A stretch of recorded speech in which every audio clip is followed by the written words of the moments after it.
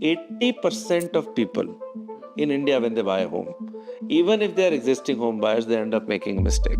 Yeah. If you see, the last 3 years have been very big for real estate. Last year in 23, top 7 cities have sold 5 lakh units, which is crazy. The last best year was in 2010. Wow. Okay, so next question, buy versus rent. I think a lot of online experts have us convinced that renting is the best financial decision you can make. What are your views on it?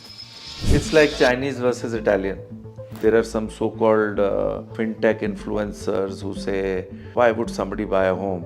I wanted to ask that lady, please tell me how many properties you have.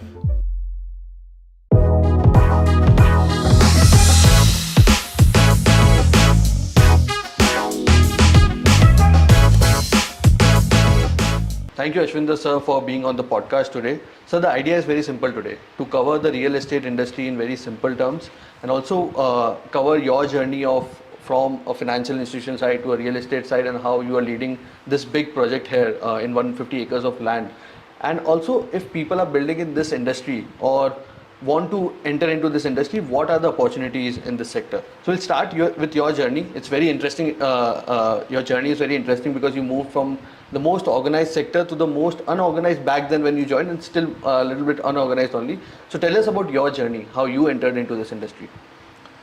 Well, I started in banking, and I never thought I'm going to, ever be in real estate.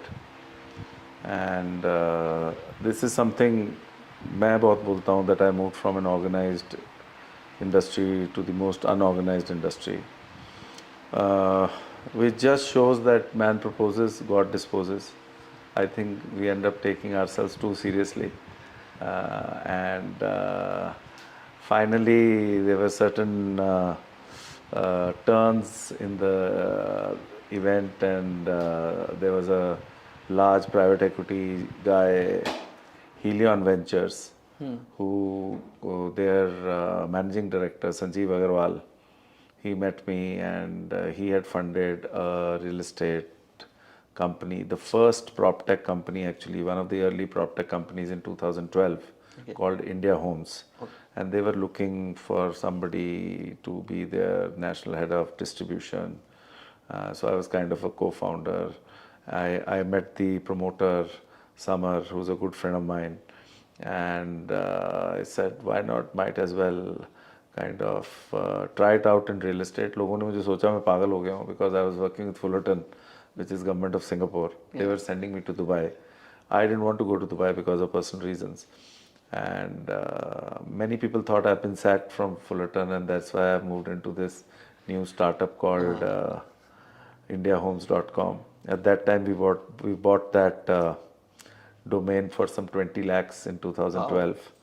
And that's how I got into real estate. And basically now I feel, I can say that I was instrumental in institutionalizing real estate property sales in India, because that was the first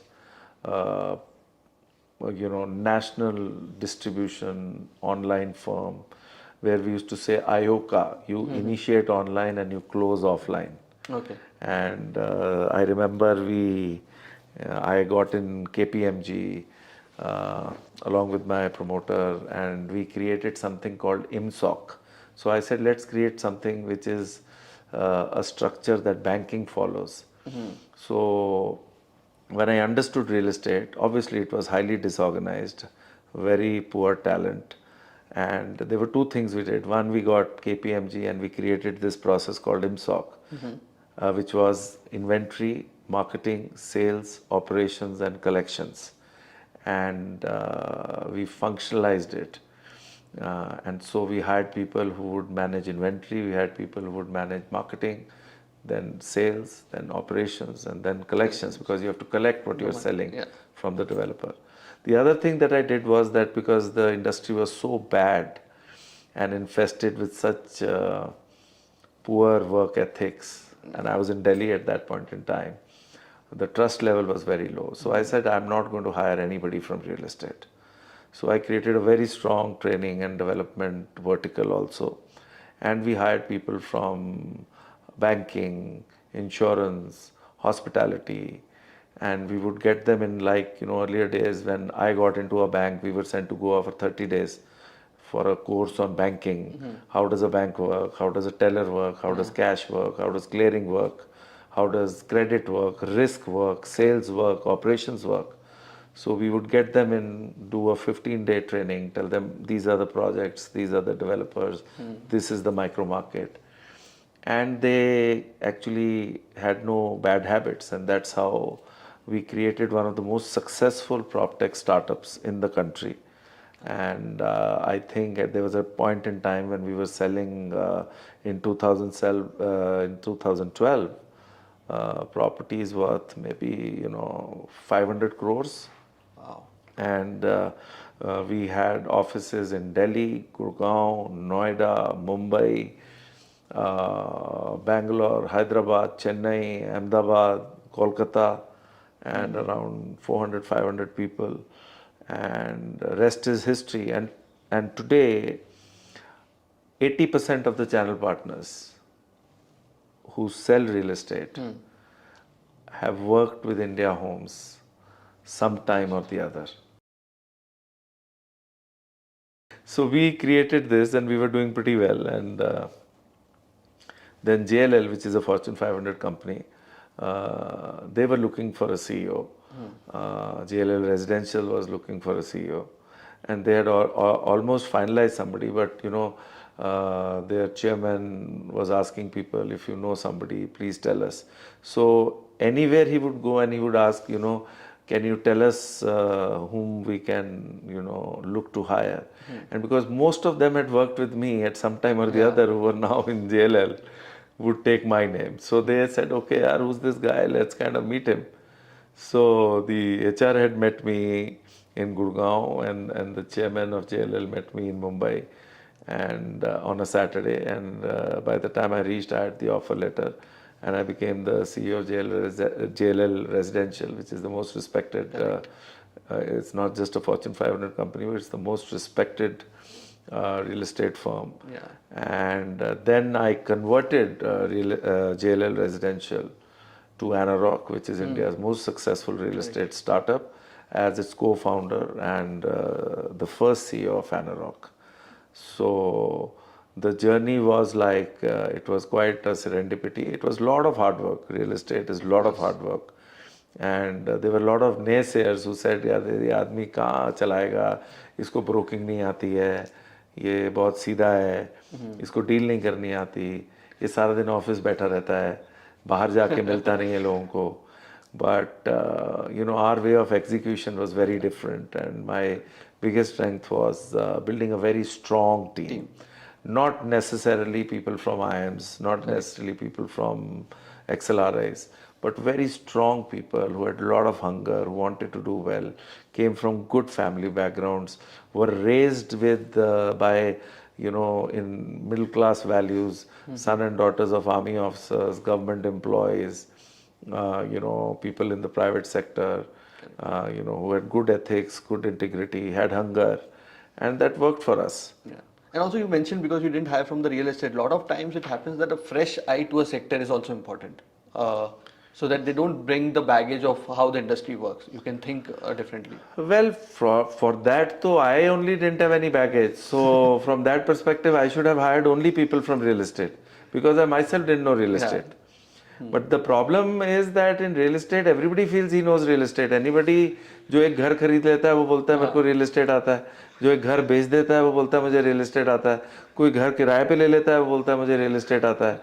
तो मैं थोड़ा अलग सा था, मेरे founders को problem भी रहती थी, because I always challenge the status को. और मैं ज़्यादा यस सर 3 bags full वाला आदमी नहीं था. But finally उनको फायदा हुआ, and I felt that finally you are selling a home. And I was a wealth management guy. I was national head for private banking for ICICI Bank. I was the city banking head for North, where I was the founding team of City Gold in India. Then I was with Deutsche Bank. So I knew wealth management. तो मैंने बोला real estate as an asset class is the largest asset class for anybody. तो मैंने कहा एक काम करते, हमने एक funnel बनाई. So it was very scientific. And जो पुराने लोग हैं who are from real estate, उनको आप साइंस बताओगे तो वो तो बोलेंगे ये आदमी पागल है, इससे you know you don't want to even interact with him. So हमने एक फनल बनाई. हमने बोला यू नो लीड आएगी. Another thing that we did was we did not allow our people to generate leads themselves. We gave them leads. Correct. But we created a sales process which was when the lead comes, we used to call it a form fill. After that, you have to do a face to face, which is F2F. Then we said, after that, you have to do a site visit. After that, you have to do a final negotiation. And after that, you have to close. And you can't skip any process. Correct. So it worked, and today the entire industry in India, I can proudly say, 90 to maybe 100% of the national channel partners and brokers use this process, hire people from India Homes, and this has now become the holy grail. Got it. Understood. So let's move to the basics of real estate industry. Help us understand how the real estate industry works in India. Who are the major stakeholders in this particular industry? So there are, see, real estate, 85% of real estate is residential real estate. Residential is B2C. And the rest is commercial real estate, which has office, which has hospitality, which has retail, which has warehousing, so on and so forth. And there are, broadly speaking, three stakeholders. There's a developer, there's a channel partner. In residential, there's a channel partner. In commercial, it is an IPC, which is a JLL or a Knight Frank or a Collier or a CBRE or a Savills. And then you have the home buyer on the residential side. And then you have a corporate guy, on the commercial side. So this is how it is, that these are these three stakeholders. And the most important thing that real estate revolves around is land, right? And so that's how the real estate industry works in India. And there's always a saying when people associate themselves with real estate, the movement of cash, it's a cash heavy industry and popularly called as रोकड़ा चलता है यहाँ पर. How's that? अब नहीं चलता रोकड़ा. Top 7 cities में तो बिल्कुल नहीं चलता. मतलब अब बिल्कुल खत्म हो गया. After GST, after demonetization, RERA, the Insolvency Act, so many things happened. 2016 RERA came. There might be pockets, smaller towns जहाँ पर cash चलता होगा. But at towns में like in Bangalore and all, I think if you go and buy it from a developer, there is zero cash. Because your client also doesn't have cash and the developer also doesn't want to take cash. Because you don't want to get onto that side. And you just want to focus on growth. And that is where the journey of the industry getting organized has begun, and it is organized. See, you have to understand the biggest shift towards this organization has been RERA. So RERA has built so much of consumer. What is a regulator? There was no regulator. You had SEBI for capital markets. You have RBI for banks. You have IRDA for insurance. You have TRAI for telecom. You had nothing for real estate. So that is why there was so much of thing, cash bollo, delivery not happening on time, fly-by-night operators, all sorts of things happening, and the industry getting tarnished. After RERA coming in, see, if you see the last 3 years have been very big for real estate. Last year in 23, top 7 cities have sold 5 lakh units, which is crazy, which is the last best year was in 2010. Okay. Wow. It has crossed that number. And it is because of RERA, the biggest risk that a homeowner has is the delivery risk. कि भाई मैं घर लूं तो मुझे मिलेगा कि नहीं मिलेगा, वो चला गया. सो उसके जाने के कारण अभी आप रेरा रजिस्टर करते हो, रेरा की साइट पे जाते हो, सारे अप्रूवल्स उस पर आ जाते हैं. Everything you can see, whether the developer took a environmental approval, weather he took a fire approval, weather he took a water approval, weather he took a electricity approval, weather he took a airport approval, weather he took a railway approval, weather he took a pollution approval. After those approvals, you go to RERA, and then RERA checks whether those approvals have come or not. So things have become far more organized, and that is why you see this growth momentum, especially in the last 3 years after COVID. Correct. Got it. Okay, so for first-time home buyers in India, what are the few things that they should keep in mind when they go to buy any property? In majorly in flats if they're buying in metro cities, what are the few things they should keep in mind? Siddhant, you have see first time home buyer जो है ना, ये सबसे बड़ा segment है India का. It is one of the reasons the Indian real estate is resilient. क्या हुआ था बिफोर कोविड, जो फर्स्ट टाइम होम बायर था, जो मिलेनियल था, जो जेन जी था, वो शेयर्ड इकोनॉमी के ऊपर जा रहा था. करेक्ट. कि रेंट पे रहेंगे, कैपिटल ब्लॉक नहीं करेंगे, जोमेटो से खाना खाएंगे, ऊबर से ट्रैवल करेंगे, so on and so forth. Covid struck, things changed. Importance of home became very important. Now work from home is a reality. Whether it is hybrid, whether it is not hybrid, but it is a reality. And the younger generation is not like us. They are not very afraid. They're a little courageous generation जिनसे मैं बहुत inspiration लेता हूँ. They are not like this कि नौकरी चली जाएगी तो क्या होगा ना. You are a topper, you are a chart accountant, you are not doing a job, you are doing something, you're following your passion, you're running your business, you want to do something in interiors, and you're a chartered accountant. So that was not the case 20 years back. Correct. So first time home buyer सबसे पहले तो is the base of Indian real estate's growth. And मैंने 2 किताबें लिखी हैं. एक है A to Z of residential real estate, फिर वो मुझे अच्छी नहीं लगी, तो फिर मैंने दूसरी लिखी मास्टर रेजिडेंशियल रियल एस्टेट. वो 300 रुपये की थी, ये 1500 रुपये की है. And we sell around 700-800 copies every month of master residential real estate. It's a 1500 rupee copy, so people like it. I've covered a lot of stuff on that. Just before I answer, then I started Open House newsletter, which is on ashwinderrsingh.com, which is a weekly newsletter, which is a free newsletter which talks about why to buy a home, how to buy a home, market trends, what's going on in China, what's going on in US, so on and so forth. Not even a single Wednesday has been missed. I have more than 12,000 subscribers on that newsletter. It all started because of the first time home buyer. So first, and forget about the first time home buyer, 80% of people in India when they buy a home, even if they are existing home buyers, they end up making a mistake. उनको पता ही नहीं है जो nitty gritties होती हैं, या over confident हो जाते हैं, या वो जिससे एडवाइस लेते हैं वो ही अनऑर्गेनाइज्ड आदमी है. Right. So first time home buyer को सबसे पहले तो he has to choose the right advisor. जब वो प्रोसेस शुरू होता है, घर में बात होती है, he has to first choose the right advisor. Then he has to select the right developer. Now developers are A, B, C. He has to see कि उस developer ने कितने घर बनाए हुए हैं, कितना स्क्वायर फीट किया हुआ है, 8-10 मिलियन स्क्वायर फीट किया हुआ है, नहीं किया हुआ है. See, if you are choosing a DLF or a Bhartiya or a Prestige or a Brigade, that's a no-brainer. But if you go to a tier 2, tier 3 city, how do you decide this developer is good or bad? So lot of due diligence on the developer has to be done.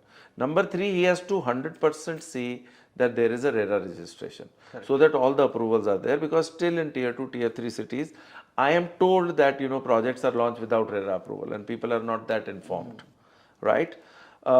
Number 4, it is very important for him to understand what his budget is. I always tell the first time home buyer कि आपकी EMI जो है, total EMI जो है, वो 50% of the net salary होनी चाहिए. Okay. उसमें से 10% आप कार्ड्स और पर्सनल लोन्स वगैरह के लिए रख सकते हो. 40% जो होना चाहिए वो मॉर्गेज के लिए होना चाहिए. उसके बाद आप होम लोन कंपनीज को कैसे डिसाइड करोगे? How do you prepare yourself financially? Because there are multiple home loan companies. Then you have to select the right home loan company, do a lot of research, get the best rate of interest, understand उसके अंदर कोई hidden charges तो नहीं है, prepayment penalty तो नहीं है. जैसे RBI ने बोला हुआ है कि you can't charge prepayment penalty if you're a home buyer. But still some people charge because the other person doesn't know. It's like the service charge you pay in a restaurant. The restaurant is not supposed to charge it. But if you say please remove it, they remove it. If you say don't remove it, they don't remove it. And that is their money for jam. So the first time home buyer needs to do a lot of research online, go to these various sites which are there, find out about the developer, then find out what is his requirement. Is he going to stay there, or is he buying it as an investment, or he's just buying it because somebody said यार घर होना चाहिए. Because see, Indians are obsessed with 3 things. हमारे माँ बाप पहले बोलते हैं जी बच्चे को पढ़ा दो, पढ़ लेते हैं तो उनको शांति मिलती है. फिर वो बोलते हैं बच्चे की शादी कर दो. जैसी शादी हो जाती है वो बोलते हैं चलो 67% काम हो गया. उसके बाद वो बोलते हैं बच्चे का घर अपना हो जाए, जैसे ही वो घर हो जाता है वो बोलते हैं अब हमारा काम खत्म हो गया। सो बड़ा सिंपल सा है। सो घर you know is something that they end up buying, but there has to be a method to the madness. There has to be proper research, proper due diligence. RERA certification is very important. Your channel partner should be RERA certified. तो अगर आप broker भी ढूंढ रहे हो, adviser भी ढूंढ रहे हो, उससे पूछो तुम RERA certified हो कि नहीं हो। उससे क्या आपके बेसिक जो है टिक मार्क हो जाता है। Correct. And also when we go to buy a house, there are a lot of terms which are used. Basically, carpet area, built-up area, super built-up area. What are these terms? So see, super built up area is the area which is the carpet area plus the common area. Let me put it in simple terms. I don't want to complicate the whole thing. Carpet area is where you can lay a carpet and you can use it. So maybe a balcony is not included in the carpet area, you can still use it. But you know, anything inside the walls, inside the home is a carpet area. I feel that we should not get too obsessed with this carpet area and super built up area. Super built up area will be common area, lift, duct, etc., that you are not directly using, but you are using. The developer sells it on super built up area because he is spending money on it. The cost of construction is on the entire project, right? So carpet area का benefit ये हो जाता है कि आपको पता चल जाता है कि what is the efficiency of the project. Up for that to understand, then you have to look at 3-4 projects and see, okay, this is super built up area 1500, 1500, 1500, 1500, but the carpet area here is 1100, 1050, 1150, 1050. So you can find out, oh, this is more efficient. However, what people don't look at, and this is a very important point, is they don't look at the design element. The design makes the home livable. They don't look at the livability. They don't look at the light. They don't look at the way things are designed to create more space. There is a possibility that a 1500 square feet carpet area might look like 1200 square feet.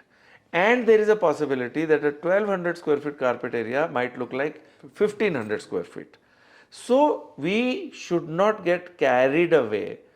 You know, when we go and buy a shirt, do we ask how much meters did you use to buy to make the shirt? तो क्या है वो चलता आ रहा है कि यार अभी कारपेट एरिया तो पूछना ही है, नहीं तो मैं इंटेलिजेंट नहीं लगूंगा, मैं सुपर बिल्टअप तो पूछना ही है, मुझे इंटेलिजेंट नहीं लगूंगा. बट फिर वो डिजाइन नहीं देखते, घर कैसा बना हुआ है वो नहीं देखते, अम्यूनिटीज कैसी बनी है. अब आप भारतीय सिटी के अंदर आए हो, आपको क्या लगा? It's a city in itself. Everything you can find here. Yeah. Right. As I say, every brick has a story to tell. Yeah. It is innovation, yet it is traditional. So the design element is very important. And other than these terminologies of super built up area, carpet area, so on and so forth, what construction technology was used, the most important thing, especially for your viewers, especially for your first time buyers, for people like you, is look at the design element. And design is not just in the house, design is outside the building. Correct. How do you feel? How much of open space? How will your parents like it? Like the way we have designed. We have 32 kinds of apartments in our Niku homes. Otherwise, all leading developers have 3 bedroom, 4 bedroom, 3 bedroom, 4 bedroom. हमारे पास studio है, 1 bed है, 2 bed है, 3 bed है, 4 bed है, loft है, 3 bed में study है, 4 bed में स्टडी है. क्यों? क्योंकि कोविड के अंदर क्या हुआ, जब खत्म हुआ तो लोग रह रहे थे, उनके माँ बाप इंदौर में रह रहे थे, वो यहाँ रह रहे थे. So the way we had built was that you can also stay and you can get a 1 bedroom for your parents and they can stay in the other apartment. You are close to them, yet you are independent, right? They have their privacy. So that is design, because you have to build homes not where families fit. You have to create homes where a family can look at various kind of homes and say, this is where we will be the happiest, because finally that is the only place where you are happy. So redefining residential real estate can only happen if you focus on design. And your viewers should remember this. Very few people will say, forget about carpet area, forget about super built up. Go and look at the design and say, are you going to be comfortable in this 3 bedroom or not? Then you can figure out what is carpet, what is super built up. Got it. Understood. So yeah, moving on, let's talk about two markets. One is Mumbai, which is considered to be the most expensive real estate industry wise, and Bangalore. First, we'll go to Mumbai. Why is it most expensive? Of course, it is about demand and supply, and we have seen flats above 300 crores also being sold. One reason was also because of LTC benefits which people were taking. But what is the reason behind it? See, देखो, the reason behind 300 crore flats, 100 crore flats is one of the reasons is these are founders and co-founders of startups. The only way to save tax when you sell your ESOPs is that you have to invest in a residential property. So, if the tax is so high, you will look for a property which is worth this much. And this kind of a property is either available in Gurgaon or in Mumbai. That is the number one thing. Secondly, it is the financial capital.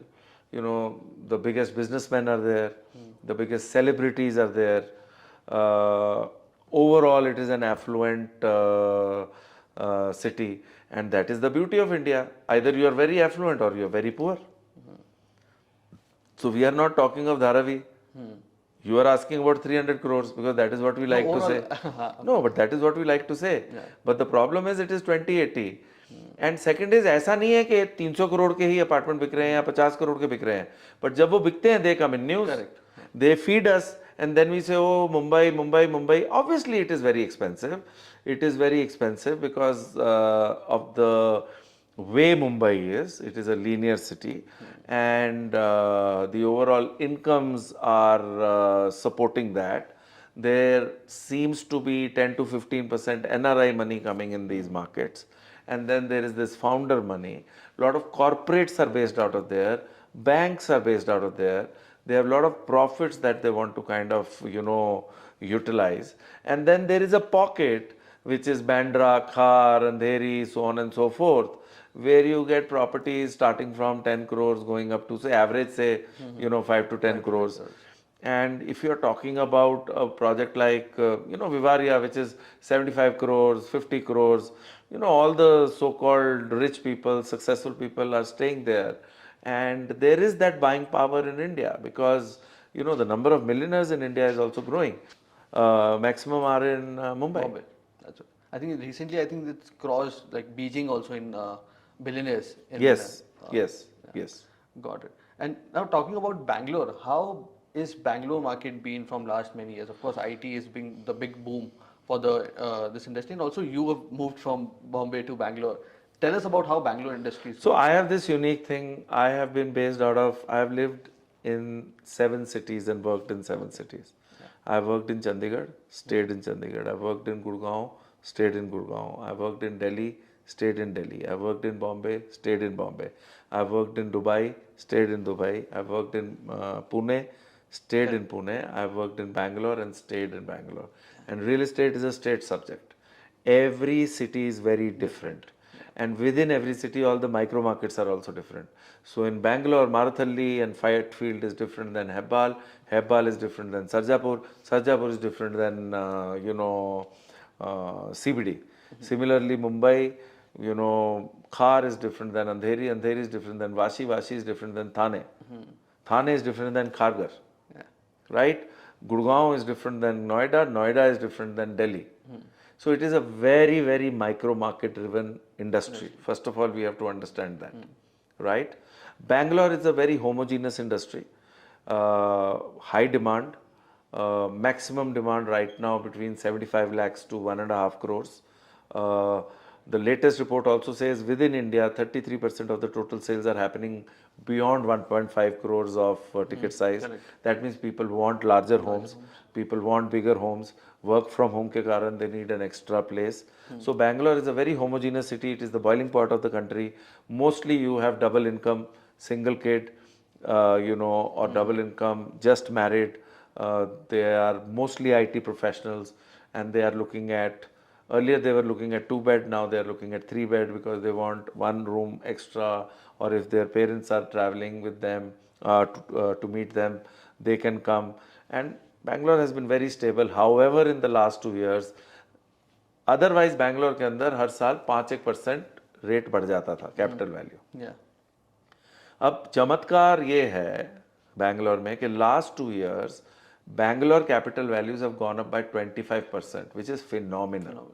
So anything that was being sold for 6,000 rupees a square feet is actually today at 10,000 rupees a square feet. The cost of land has gone up. Most of the parts of Bangalore, the cost of land is 30 crores to 40 crores an acre.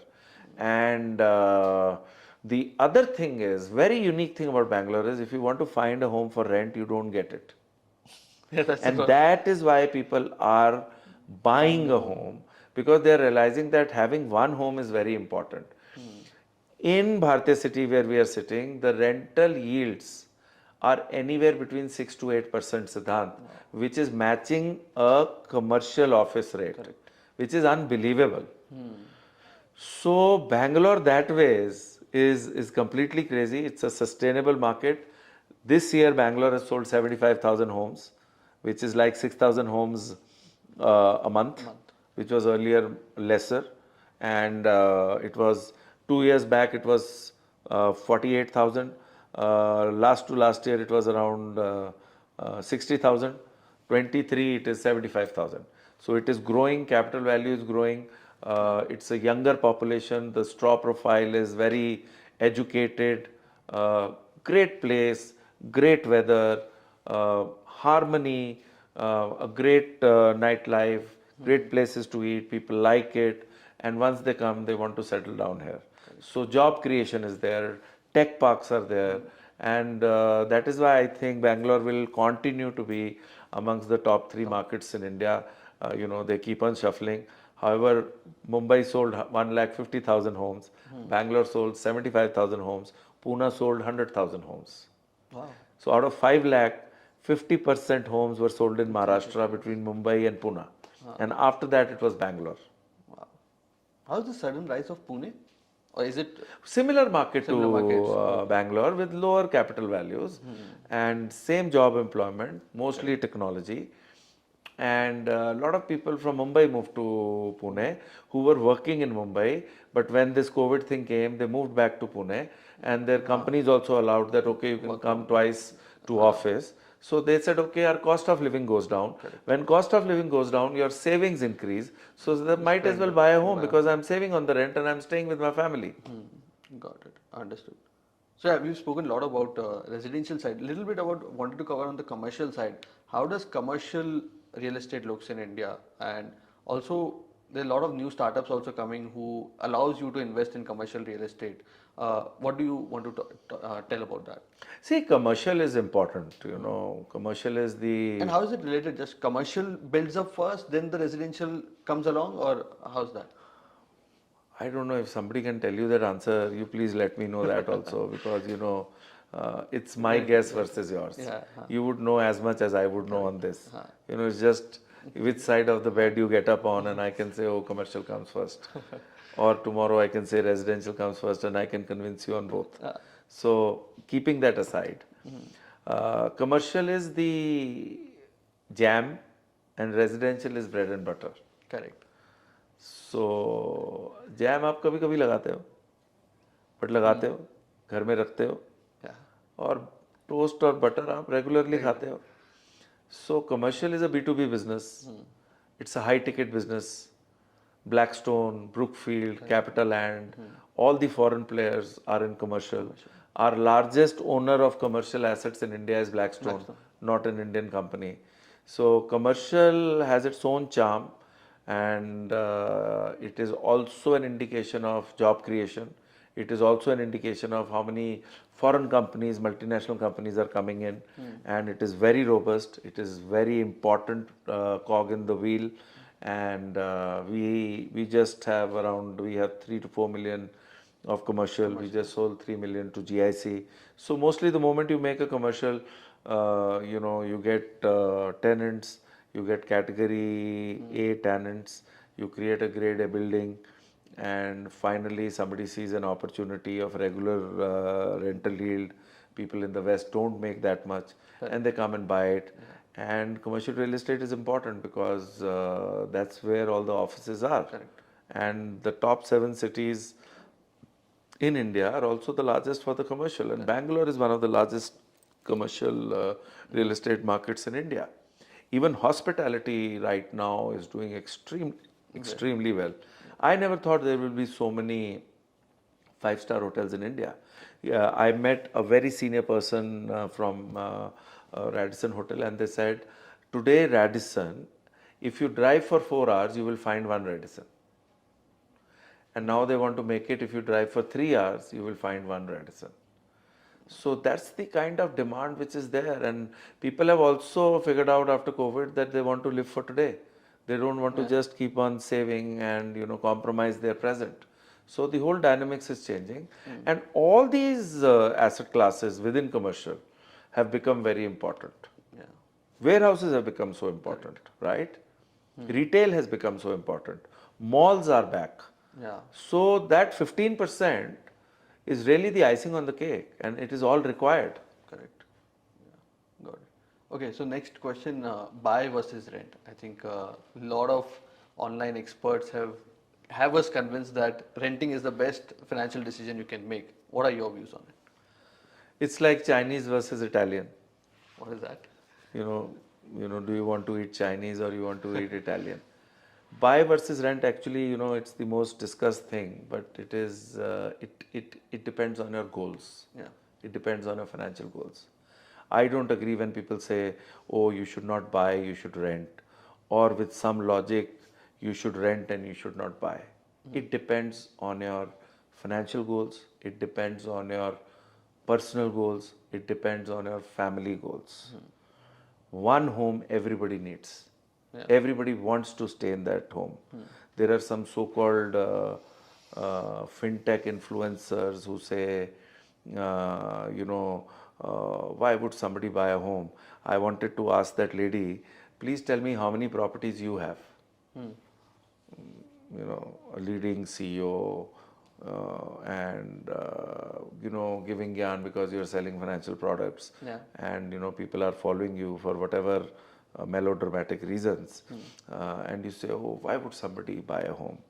So you take it on rent. If you are transient, you don't know, I come to Bangalore, I don't know I'm going to be here for 2-3 years or more, so I take it on rent. I start liking it, and then I say, okay, I have to buy one home. I need stability.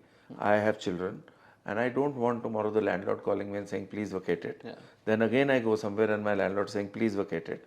So a home is about stability. It is about safety. It is about emotional safety. It is about that, yes, now I'm entering into my own space. मेरा दिल करता है मैं यहाँ पे कील ठोकूंगा, मेरा दिल करता है मैं वहाँ पे पेंटिंग लगाऊंगा, मेरा दिल करता है मैं ड्राइंग रूम में बेड लगाऊंगा, मेरा दिल करता है कि मैं ये खिड़की तोड़ दूंगा. जो भी मेरा दिल करता है, it is freedom. Buying a home is freedom. Everything cannot be a financial discussion or a financial decision. So I am not even saying, that person also saying, no, it is not all about emotion. I am saying, forget about emotion. It is about freedom. When you go into your home, you can do anything, and tomorrow you don't want your landlord coming in and saying, oh, you have not taken care of my home properly, I will deduct this much, I will deduct that much. Rental is, you are starting your journey, you don't have a capital, take it on rent. Second home, well, if you get a rental yield of 6 to 8% and you can afford it, buy a second home. Otherwise, invest in a financial asset. Now, people are also investing in crypto. Bitcoin is $70,000 or more, $72,000. So you want to gamble. Why don't you go into crypto? But home is a home. It is a tangible thing. Correct. It is a real thing. And it gives you capital appreciation. It gives you security. It gives you a rental yield. It is a hand-me-down to your children, right? There are so many aspects to it. You should not go overboard and start buying homes just as an investment, right? That is something which is questionable. But one home is really essential. There is no conversation whether it is rent or buy. You need to have one home. And after that you can decide whether you want to, if you like the asset class, buy another home. अब लोग land खरीदते हैं, we have a fetish in India to own a piece of land. अब उसका क्या financial वो है, उसकी तो कभी डिस्कशन नहीं होती. So it all depends on your financial goals, and then you decide, and nothing is right and wrong. Yeah. Okay. Next question, coming to India is growing faster than ever. Everybody is bullish on it. Like if you look at people, FIIs, like financial institution outside, everyone is bullish around it. So what are opportunities if some young generation like me want to build in this sector, in the real estate? What are the opportunities you see? Super opportunities, Siddhant. Super opportunities. Right now, the Indian real estate sector is at $265 billion. It is going to go to $1 trillion by 2030. That means it is going to grow 4 times. The amount of money that has come from abroad in 22-23 is around $5 billion. So that means that will come up to, maybe it grows exponentially. It can even go up to, $25 billion by 2030. So, urbanization is happening. Big time urbanization is happening. New homes are required. The first time buyer is very big in India. They are going to buy their first home. Upgrades are very big because you had one small family, now you have a bigger family, or your parents are shifting. So you need a bigger home. Because of hybrid, you need one extra room. So there are multiple reasons for people to buy a home. Employment is amazing. Kia Motors is here. Tesla is coming in. Apple is coming in because of the problems that China is going through. A lot of people are shifting bases. Employment is going to go. Deep technology is going to come up. The overall growth of the economy is at 7.5%. As somebody said, I'm forgetting his name, that Europe is a museum and China is dead. Right? So, where are you going to get? Are you going to get growth in Europe? Are you going to get growth in China because it's so opaque? Right? Middle East is Middle East.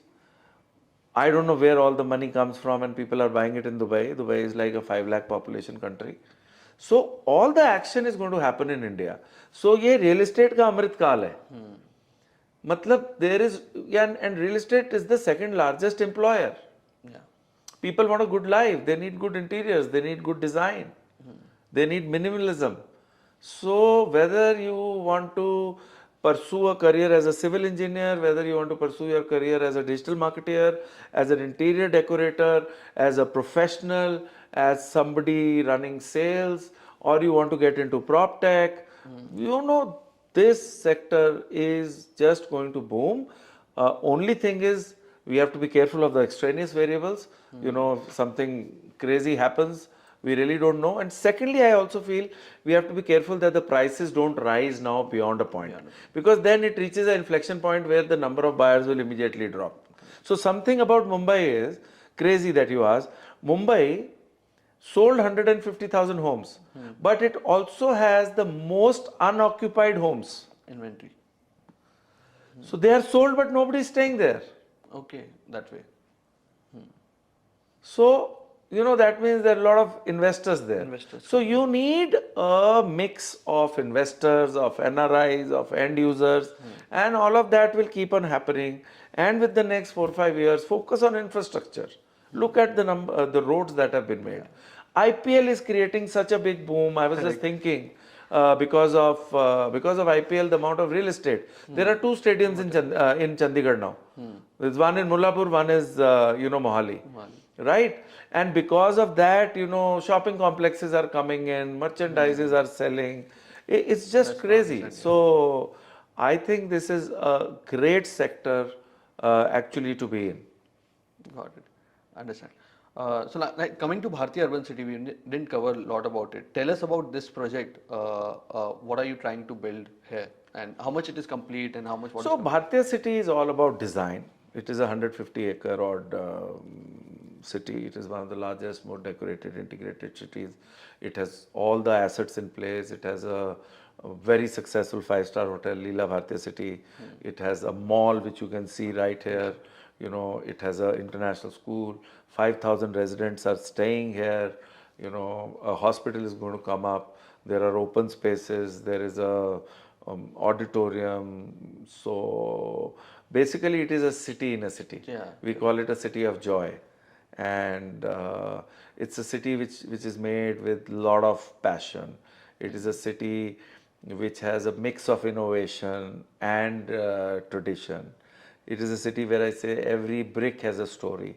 It is a city where the world's best designers and architects came together. We took 4 years. Our chairman took 4 years to just do the master planning of the city. That is why you get that vibe. It is about gardens. It is not about landscape. We don't say landscape. It is about gardens. जैसे हमारे घर में पहले garden होते थे, right? अब हम landscape बोलने लग गए हैं. So it is a city that is built with lot of emotion, lot of love, by a first generation entrepreneur who was never in real estate, who was in the field of fashion. So design is very, very core. Intelligent design is very core. And that is why we don't want to sell homes basis square feet. We want to come see the home. It's 2 bedroom, it's 3 bedroom, it's 4 bedroom, and then you decide and you take a call. Right. So we have one of the biggest innovations. We have a bay window, and there are 3 bay windows where you can just sit down, relax, sleep in the afternoon, read a book, read a cup of tea. It is extra space in the bedroom, and we don't even charge for it. Okay. Our kitchens are Italian kitchens. We give the kitchen with the apartment. Most of the developers don't do that. So there are a lot of things that we try to value add. We think from a customer perspective. We have multiple designs. We want a bachelor to a joint family who can come and stay here within, and we believe in a lot of inclusivity. In the same tower there is a 4 bed and a studio. People thought it will not sell. It is the fastest selling project. So we don't want to kind of follow the cliched norm, right? Be different. Oh yeah. Yeah, don't be different, be yourself. Yeah, correct. Be yourself. Okay. The answer that you gave me Huh. in the beginning. Correct. So last question I have, this is advice for the youngsters out there. I've seen a lot of youngsters have a short-sighted view. What is the importance of having a long-term vision when you are in a maybe 20 to 25 age? Well, I think it is all about having a long-term vision. Anything which is short-term, especially a short-term vision, is not going to take you anywhere. You need to have a long-term vision. My advice to the young generation is, don't be impatient. The other advice is, Rome was not built in a day. When you look at somebody very successful, everybody is not going to be a unicorn. You have to see where you were and where you are after 10 years. And my other advice is, focus on inputs. Don't focus on outputs. Because it is input that is in our control. The output is not in our control. Focus on the process. Focus on the input. Don't either get too carefree, and secondly, don't take too much of stress. Because वो एक गाना है, वो कहता है ना कि छोड़ दो सारी दुनिया किसी के लिए, ये मुनासिब नहीं आदमी के लिए, प्यार से भी ज़रूरी कई काम हैं, प्यार सब कुछ नहीं आदमी के लिए. So by the end of the day, if you're thinking about a job or a career, by the end of the day it is just a job. अब हो गया तब भी ठीक है, नहीं हुआ तो कोई और रास्ता खुल जाएगा. So it is very important to stay original. Get out of this rut of comparison. Listen to everything, but don't get influenced so easily. Have a brain of your own, right? Be a good judge of character. For that, you yourself need to be a good character. Don't be guilty if you have done something. That's fine. All human beings have faults. All human beings have a darker side. Till the time you have a balanced life, try to find success in balance. If you have a good job, if you have a good family, if you are healthy, you are married or you have a girlfriend and you are able to meet your, expenses and you're going in the right direction, that is more important. Hard work in the wrong direction is a sin, and I see a lot of youngsters getting into that. So, it's about keeping a balance, and finally, life is to be enjoyed. But anything in excess is not good, is the point. Correct. But the younger generation, I feel the guys who are smart are very smart. They're very smart. Like, you're doing podcast because you want to learn. and it's a side hustle. It's a gig. And I asked you, why are you doing it? What is your ultimate objective? He said, no, I just want to meet successful people, and this is how you will learn. And maybe this is what will help you to become far, far more successful than making a couple of lakhs doing a podcast. So if your fundas are clear, if you have the right vision, but short term you can't be. Loyalty is important.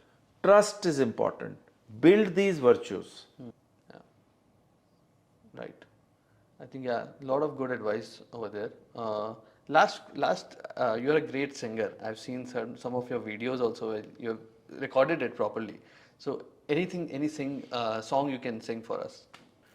Okay, you're young guys, so I used to sing this song a lot in college days, and that's how I sang this song in a studio. And then somebody in Saregama liked it, and then I'm a verified artist on Spotify. Yeah. So I'll just sing this this song, which says, I'm singing after ages now, but it's been a few months. पुरानी jeans और guitar, मोहल्ले की वो छत और मेरे यार, वो रातों को जागना, सुबह घर जाना, कूद के दीवार. Thank you, sir. Thank you so much for coming on the podcast and being very open about the industry and helping us understand and breaking it down very in the simple terms. Thank you, sir. Thank you so much. Thank you so much for getting me on your podcast. I look forward to being in touch with you. Thank you.